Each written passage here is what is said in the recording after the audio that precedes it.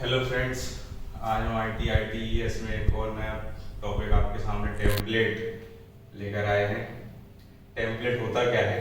Template एक पूर्व निर्धारित मतलब प्री डिसाइडेड लेआउट होता है जिसका उपयोग प्रोफेशनल या औपचारिक दस्तावेजों को आसानी से बनाने के लिए किया जाता है। दो तीन टर्मिनोलॉजी हम देखते हैं क्या होता है। एक तो लेआउट जो आपको कंफ्यूज करती है, दूसरा औपचारिक।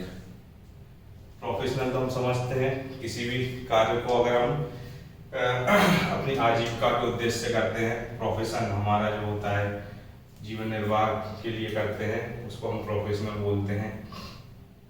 ठीक है। लेआउट के लिए आप समझे, लेआउट मतलब कि जैसे हम मकान बनाते हैं तो मकान बनाने के लिए पहले हम नक्शा बनाते हैं कागज पे। ऐसा नहीं है कागज पे कमरे बनाना शुरू कर देते हैं, पर कागज पे एक नक्शा बना लेते हैं। मान लीजिए ये पूरा प्लॉट है तो उसमें बना लेते हैं कि ये रूम होगा, ठीक है, ये यहाँ पे किचन होगा, ठीक है, उसके बाद यहाँ पे एक और रूम होगा, ठीक है, इसके अलावा यहाँ लेट बाथ होंगे, उसके बाद एक बड़ा सा हॉल होगा यहाँ पे, और उसके अलावा इनमें खिड़की कहाँ पे होगी, दरवाजे कहाँ पे होंगे। ऐसे करके एक लेआउट बना लेते हैं जिससे हम आसानी से इसको देखते हुए मेन जो अपने प्लॉट पे मकान बनाना है वो हम बना सकते हैं। ठीक है।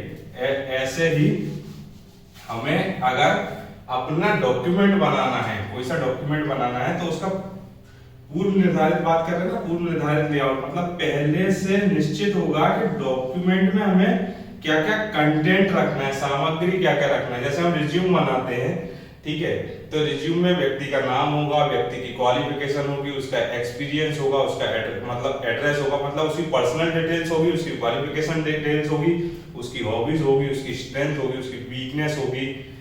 ऐसे करके कुछ कुछ चीजें रहती हैं, कुछ कुछ कंटेंट रहता है जो उसमें होना चाहिए। तो हम बता देते हैं पर्सनल डिटेल्स, ठीक है, एक क्या होना चाहिए, पर्सनल डिटेल्स होना चाहिए। दूसरा एजुकेशन या क्वालिफिकेशन डिटेल होना चाहिए, एजुकेशनल डिटेल्स हो गया। उसके अलावा क्या होना चाहिए, एक्सपीरियंस, एक्सपीरियंस हो गया। उसके अलावा हॉबी, हॉबी हो गई। उसके अलावा स्ट्रेंथ एंड वीकनेस हो गई। ऐसे करके हमने एक क्या बना दिया, फॉर्मेट बना दिया कि इस फॉर्मेट में किसी का रिज्यूम होना चाहिए।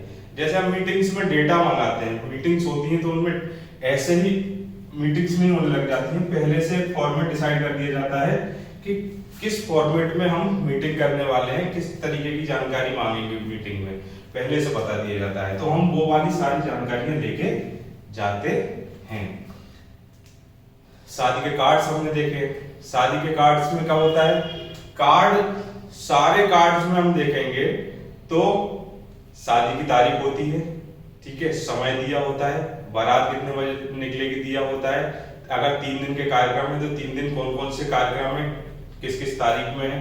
तो ये जो फॉर्मेट है ये हर कार्ड में होगा, पर हर कार्ड में कौन सी चीजें अलग होंगी, केवल अलग होती है उस परिवार की पर्सनल डिटेल्स, और शादी की तारीख अलग होगी, जो 3 दिन के कार्यक्रम है उनकी तारीखें अलग होंगी, ठीक है, उस लड़के का और लड़की का नाम अलग होगा, उनके घर वालों के नाम अलग होंगे। पर ऐसा तो नहीं है ना कि जैसे अगर ऊपर लिखते हैं श्री गणेशाय नमः, तो हर कार्ड में श्री गणेशाय नमः एक फॉर्मेट बना के रख दिया हमने प्री डिसाइडेड के, सबसे ऊपर श्री गणेशाय नमः आएगा, फिर यहाँ चिरंजीव का नाम आता है, यहाँ सौगा का नाम आ जाता है। तो ये क्या है, ये प्री डिसाइडेड फॉर्मेट है डॉक्यूमेंट के, और ये प्रोफेशनली यूज किए जा रहे हैं। अगर कार्ड प्रिंट करने वाला बार बार ऐसे फॉर्मेट बनाएगा तो वो कब तक फॉर्मेट बनाएगा, वो क्या करता है अपने से केवल डिटेल लेता है और इन फॉर्मेट में पुट कर देता है। इन टेम्पलेट का उपयोग करके, इन्हीं को टेम्पलेट बोलते हैं, इन टेम्पलेट का उपयोग करके क्या कर देता है, इसमें अपनी डिटेल्स डाल के हमें एक प्रिंट आउट निकाल के दे देता है कि चेक कर लीजिए सही है या गलत है। बात करते हैं औपचारिक दस्तावेज की। प्रोफेशनल दस्तावेज आप समझ गए, प्रोफेशनल क्या होता है। औपचारिक की बात करें, औपचारिक मतलब कि जहां पे नियम आते हैं या सेट ऑफ रूल्स होते हैं, सेट ऑफ रूल्स, जहां नियम फॉलो होंगे वहां हम क्या बोलते हैं, औपचारिक, और जहां रूल्स फॉलो नहीं होते हैं वहां हम क्या बोलते हैं, अनौपचारिक। जैसे हमने बोला मीटिंग की डिटेल्स, तो उसमें पहले से डिसाइड हो जाता है कि किन किन पॉइंट्स पे मीटिंग होने वाली है। तो वो कैसी होती है, औपचारिक दस्तावेज होते हैं वो। ऐसे करके हम क्या बनाते हैं, टेम्पलेट बनाते हैं। अब टेम्पलेट हमारे सिस्टम में हमने दो तरीके के टेम्पलेट होते हैं। एक तो यूजर डिफाइंड, यूजर डिफाइंड मतलब कि जो टेम्पलेट हम बनाते हैं, हमें रिज्यूम का फॉर्मेट सिस्टम डिफाइंड मिलेगा, मतलब कि पहले से बना हुआ उसमें कोई फॉर्मेट सॉफ्टवेयर में पड़ा होगा। हम चाहे तो उसका यूज करके अपना रिज्यूम बना सकते हैं, या फिर मान लीजिए उसमें फॉर्मेट कैसा मिल रहा है, हमें पर्सनल डिटेल्स पहले है, उसके बाद एजुकेशनल डिटेल्स है, उसके बाद एक्सपीरियंस है, उसके बाद हॉबी, उसके बाद स्ट्रेंथ है। पर हम क्या चाहते हैं कि पर्सनल डिटेल पहले हो, उसके बाद एक्सपीरियंस हो, उसके बाद एजुकेशनल डिटेल्स हो, मतलब हम उनको चेंज करना चाहते हैं। तो हम क्या करेंगे, अपना एक खुद का टेम्पलेट बना लेंगे।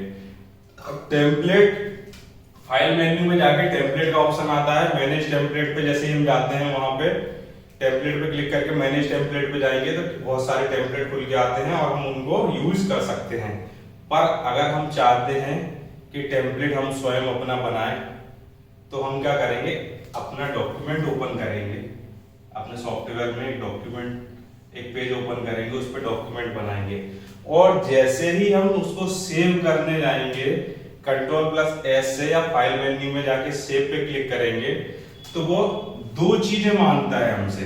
एक तो फाइल का नेम, तो हमें जो भी नाम से सेव करनी है हम वो नाम डाल देते हैं।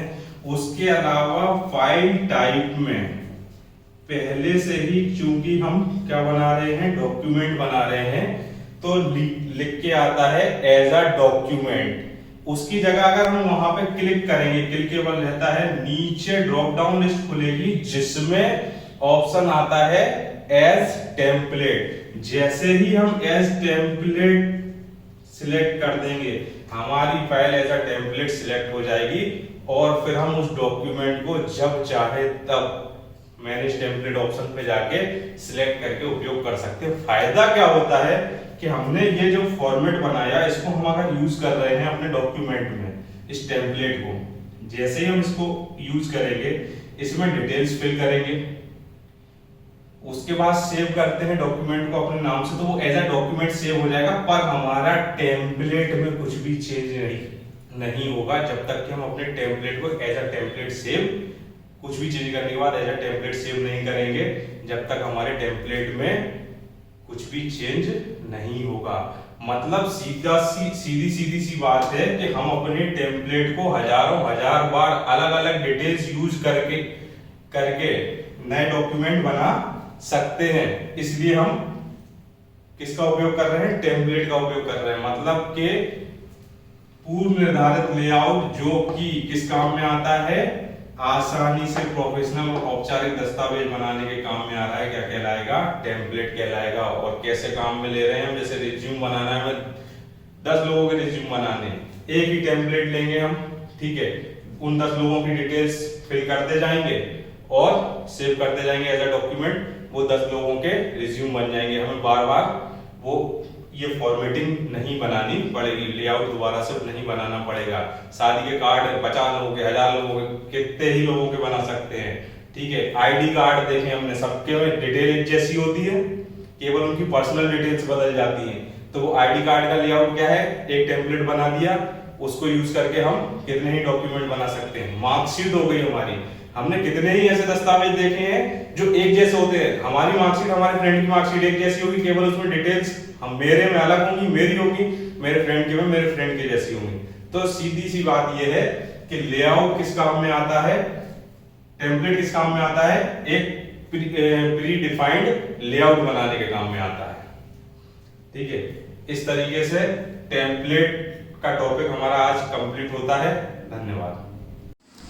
यदि आपको ये वीडियो पसंद आया है तो इसे लाइक करें, इस पर ज़्यादा से ज़्यादा कमेंट करें और इसे ज़्यादा से ज़्यादा शेयर करें। और अगर हमारे द्वारा दी जा रही जानकारी आपको उपयोगी लग रही है तो हमारे चैनल को ज़रूर सब्सक्राइब करें। इस वीडियो को देखने के लिए थैंक यू।